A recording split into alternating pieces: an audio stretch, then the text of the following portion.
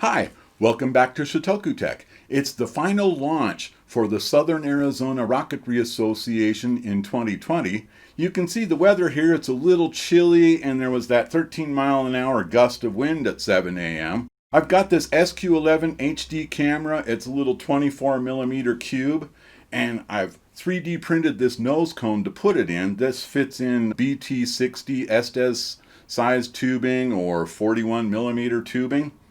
I've built Pandemic Lite, this rocket, around that nose cone with that camera.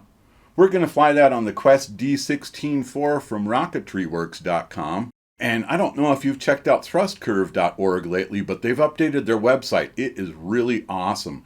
And 3, 2, 1, 1. Okay, let's check it out. 5, 4. Those 3, Quest D16 2, motors 1, really put out a big 1. column of black smoke.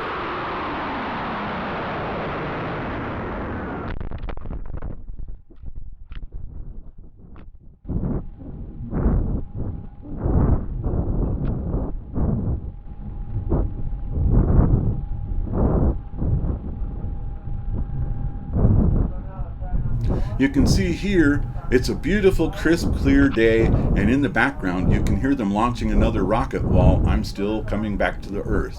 We're going 5, 4, 3, 2, 1, 1. Coming over. 3, 2, 1.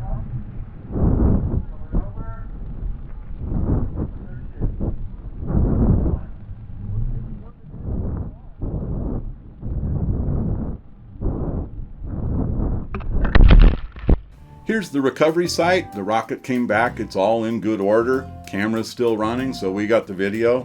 Let's look at some stills.